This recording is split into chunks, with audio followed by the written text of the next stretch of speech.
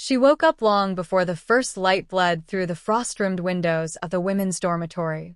The industrial fan hummed like a distant engine, failing to drown the heavy silence of a place meant to erase identities. Elise lay still for a moment, eyes open, staring at the ceiling stained with time, breathing in the smell of bleach and rust. This was not a dream.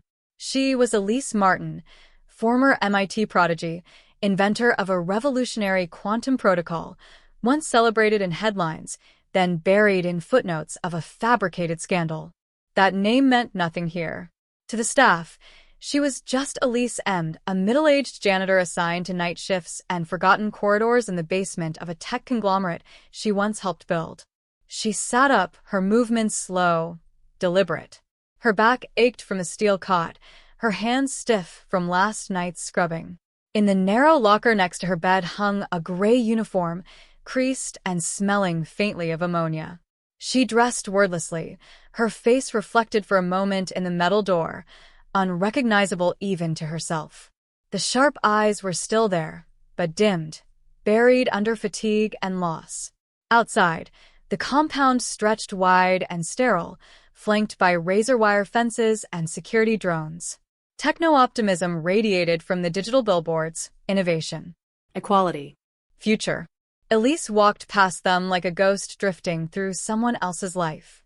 She entered the main building through the service entrance, gray-on-gray corridors with blinking lights and sensor locks. The elevator refused to recognize her fingerprint for a full minute. Finally, it blinked green and she descended alone into the lower maintenance level. The basement smelled of damp wiring and hopelessness. A maze of pipes, ducts, and vents hummed with life.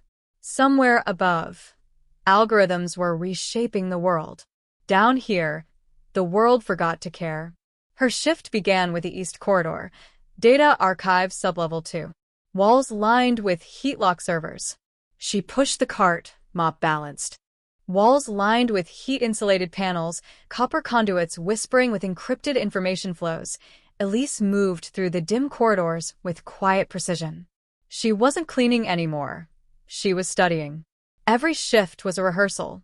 Every mop stroke, every cloth swipe was a chance to memorize the placement of a vent, the angle of a camera, the rhythm of the security patrols.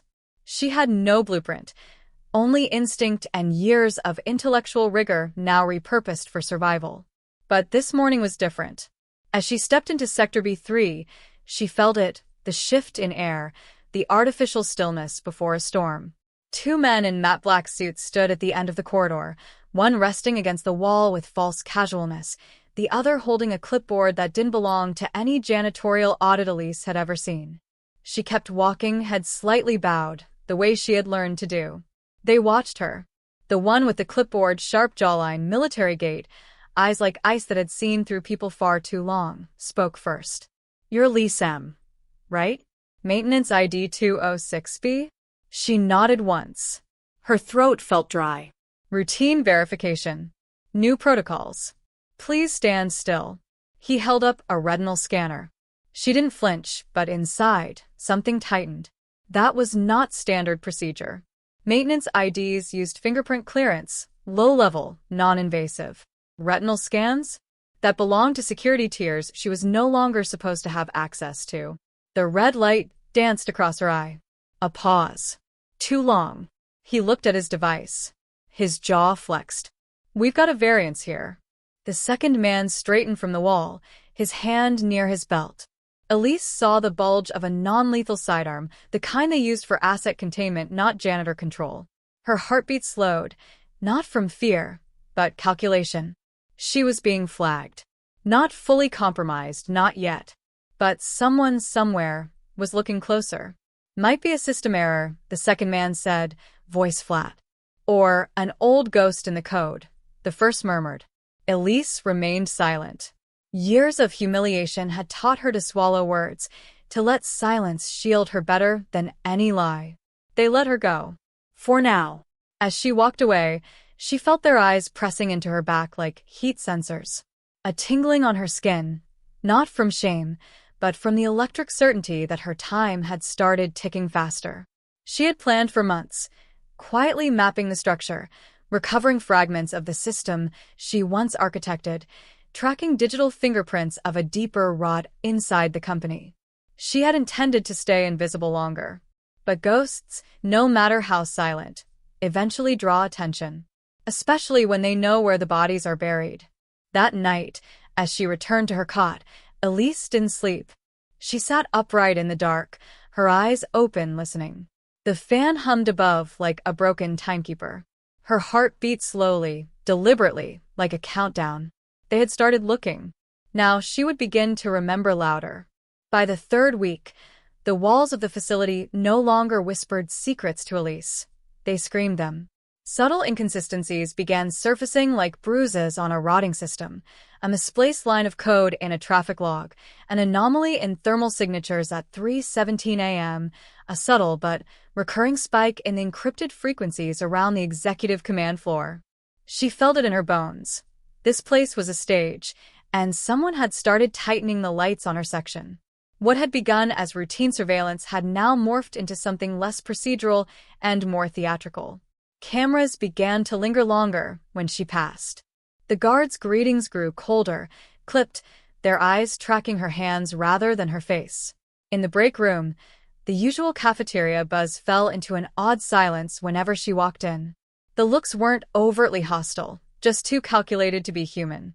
Like actors waiting for a cue. Like she was no longer a janitor, but an experiment under a microscope. Then the lockers began to shift.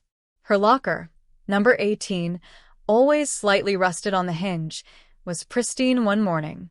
The dent she'd once made with her mop cart had vanished. Inside, her personal items were rearranged, too symmetrical to be accidental. Her ID badge was warmer than it should be, like someone had held it moments before. She said nothing. If they wanted a reaction, she'd give them none. But the real move came 3 days later. While cleaning the glass partitions in the central data access corridor, an area Elise had studied but never dared interact with, she heard footsteps. Not the casual shuffle of employees, but deliberate, slow steps. She turned her head slightly. A woman approached. Tall, immaculate, hair pulled back with the severity of someone who did not tolerate imperfection. Director Ava Langley. Former cybersecurity chief turned corporate behavioral officer. The very woman who had, 2 years ago, testified under oath that Elise Martin's algorithms had been vulnerable, that her reckless pursuit of innovation had endangered national infrastructure.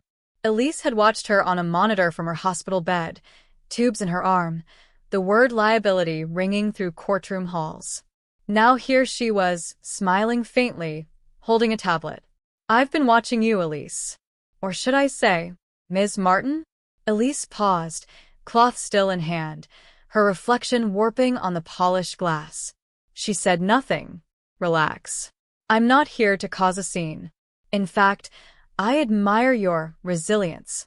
Most people don't survive public execution and come back to scrub floors with such discipline." There was a beat. A war of silences. "But tell me, don't you ever get tired of pretending to be invisible? A trap." The way she said it, so casually cruel, like a test wrapped in flattery. Elise met her eyes at last. Quiet steel. "I find invisibility clarifying." Langley's smile didn't fade, but her eyes tightened. She handed Elise the tablet. On it, looping security footage played. Elise alone in the lower corridor, pausing near a restricted door, then walking away. Nothing damning. But the implication was clear. "We're watching. We know what you're curious about." "Be careful," Langley said softly. "Curiosity in this building doesn't kill the cat. It reprograms it." She turned and walked away, heels tapping like gunshots down the corridor. That night, Elise sat in the dark again, her back against the cold concrete wall of her shared dorm. But this time, she wasn't listening. She was calculating. They had decided to escalate the game, and with it, they'd made their first mistake. They had revealed they were afraid. Not of her strength, not yet, but of what she knew, or what they thought she might remember. And they were right to be, because Elise wasn't just remembering. She was recovering, rebuilding. And now, the game wasn't just about survival. It was about precision. They thought they were tightening the noose. But Elise was drawing the map of the trap, and she had just finished her first corner. The corridors leading to the executive wing felt colder that morning, as if the very air had aligned itself with authority. Lights pulsed in sterile rhythm above Elise's head, and every step she took echoed louder than it should have, as though the building itself was alert to her presence. But she didn't hesitate. The choice had been made. The moment Langley revealed her hand, Elise knew there would be no more hiding. Not if she wanted to win. Not if she wanted the truth to outlive her silence. She walked with the measured grace of someone who had practiced every movement in her mind 1,000 times, who knew how to keep fear folded tightly beneath her ribs like a hidden blade. On her hip, the janitorial access keycard. In her palm, a microdrive smuggled piece by piece over weeks, each fragment encoded with names, timestamps, raw telemetry, shredded audio logs of meetings that were never supposed to exist. She had decrypted enough. Enough to expose a shadow council hidden within the company's false hierarchy. Enough to collapse their quiet empire. Enough to make them afraid of her again. 2 security guards stood before the glass gate of the executive floor. She looked them in the eye. "I'm here to clean the glass in the primary conference room." "Scheduled maintenance," she said calmly, lifting her ID. They exchanged a glance. One scanned her badge. A pause. Longer than normal. Elise's breath remained steady. "You're not on today's rotation," the younger one said. "I was requested." Directly. She tilted her head, channeling just enough quiet defiance to make them uncertain. A soft chime confirmed the clearance. Against all odds, the system still obeyed her ID.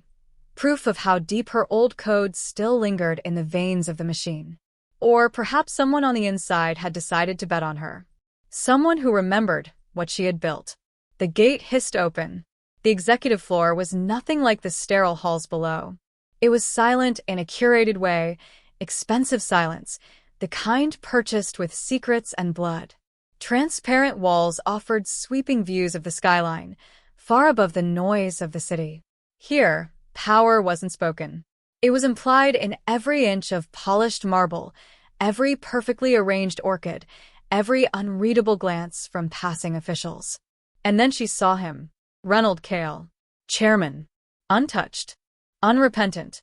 The man who had looked her in the eye 2 years ago and said, "Thank you for your service, Elise," before pressing the button that ended her life as she knew it. He had overseen the cover-up, sacrificed her, built a digital monument over the corpse of her reputation. He stood alone in the conference room, gazing out the window, hands clasped behind his back. When he turned, he smiled. Not warmly, not cruelly, just enough to make her want to punch through it. "You've come far for a janitor." "I was never good at staying in the role I was assigned," Elise replied. He gestured for her to come in. No guards. No cameras in sight. Just 2 ghosts in a room full of glass. "Let's not pretend, Elise. I know what you've recovered. I know what's on that drive. And I know you think it will save you."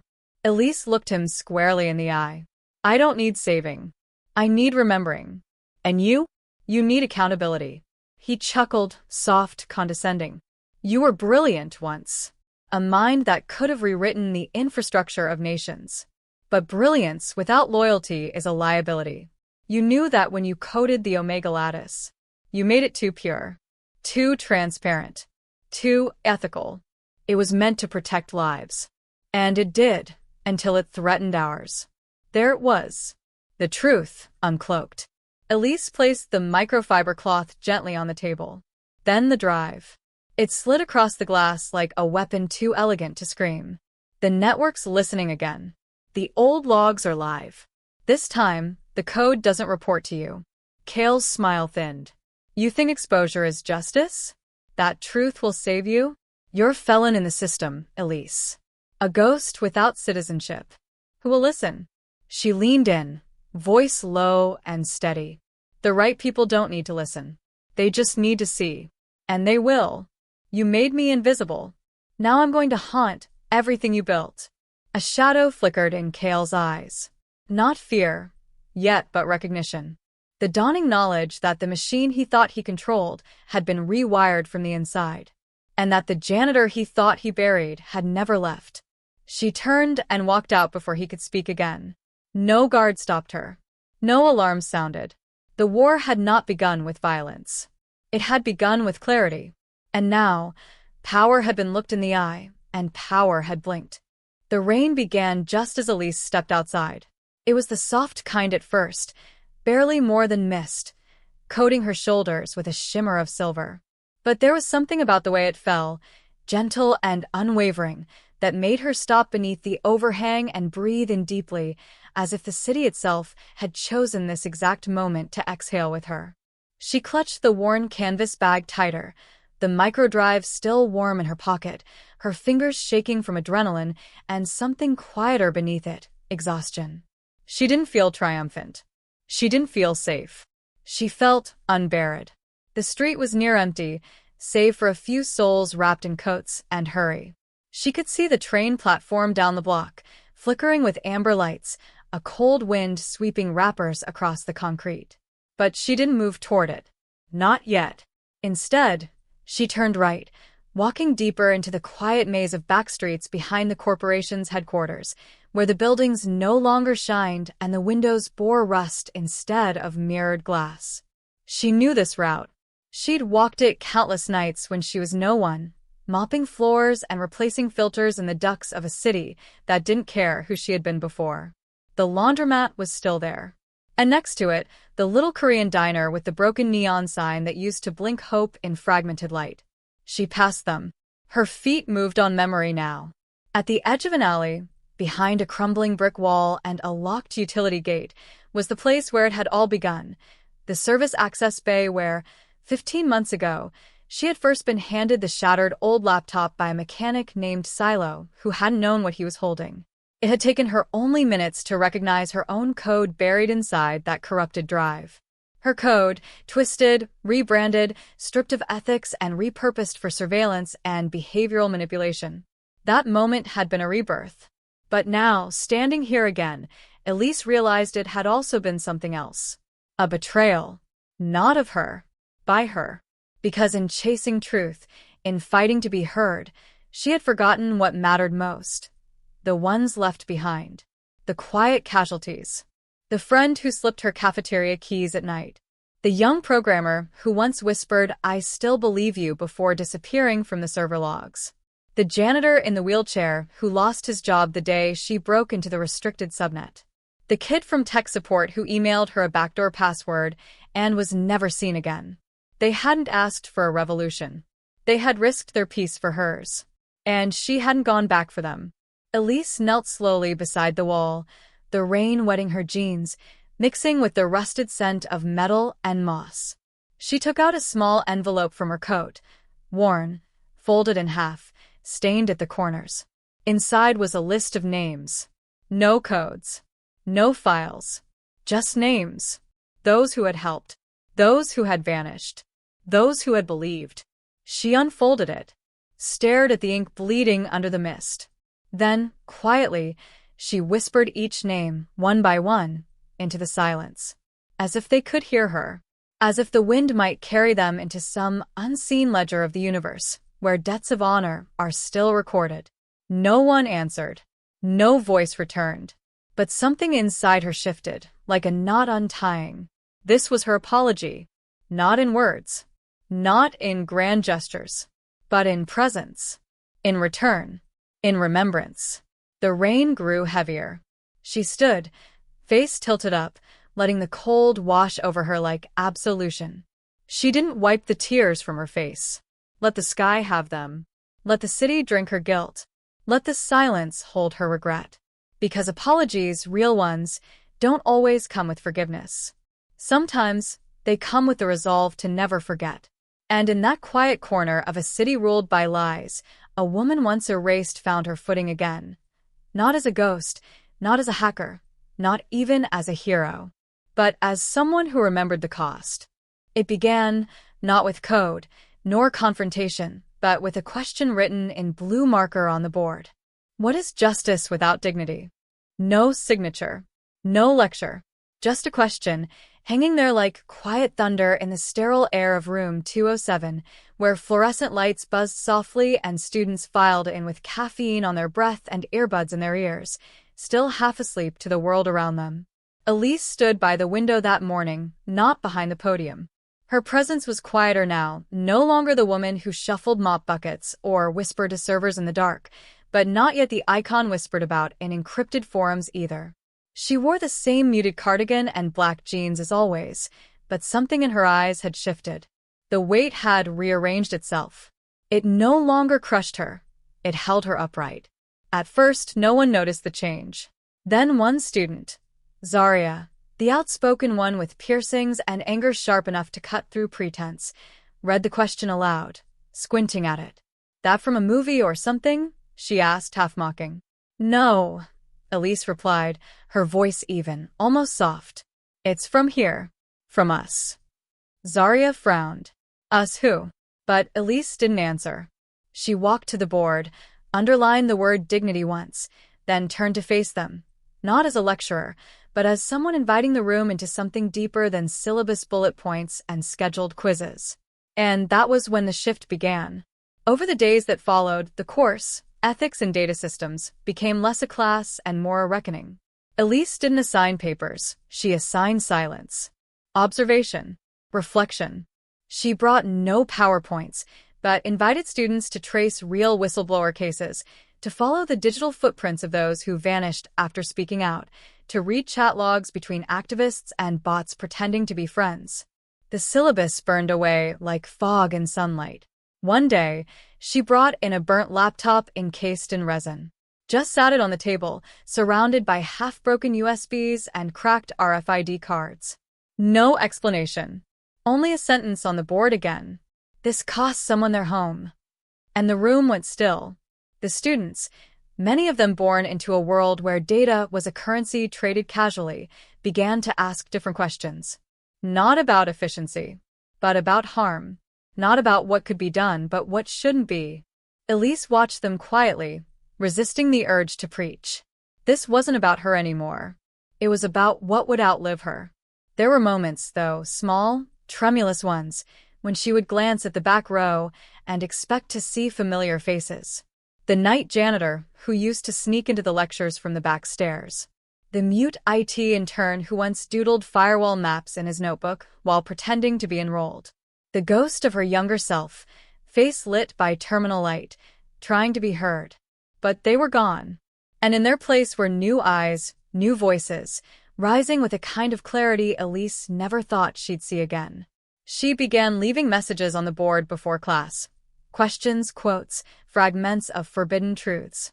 Obedience is not virtue when silence feeds injustice. We encrypt systems. Who encrypts the soul?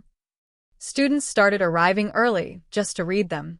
Some stayed after, debating long into the dusk.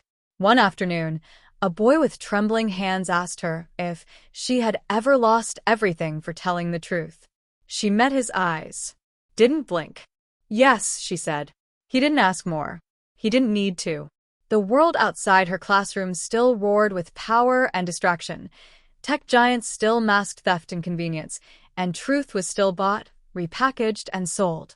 But here, in this room, a different code was being written. One not of commands, but of conscience. And Elise knew then that she didn't need to win in courtrooms or across firewalled servers. She only needed to keep this flame alive. So when she wrote her final message on the board that semester, she used red ink instead of blue. One day, you'll be asked to choose between silence and dignity. If no one remembers your name afterward, you chose right. And as she stepped back, listening to the rustle of pens scribbling it down, Elise Martin smiled, quietly, fully, for the first time in years. Not because she had changed the system, but because she had changed them. There was no statue, no mural, no podcast episode dissecting her strategy. No tech conference dedicated a panel to her name. Elise Martin's story wasn't trending. It wasn't coded into AIs or embedded in onboarding modules at the companies she once held accountable. It existed somewhere else, quieter, deeper. In whispers. In warnings. In the unspoken caution passed between new interns and night shift sysadmins, don't mistake silence for surrender. Don't assume the janitor isn't watching the firewall. In hallways that smelled like solder and dust, her name became a kind of myth, spoken with a reverence reserved not for celebrities or martyrs, but for those who disappear before the applause, who walk away before anyone knows what they've done. Years passed, and still, no one could say for certain what happened to her. Some believed she had fled the country under a different name, living quietly in Iceland or Patagonia.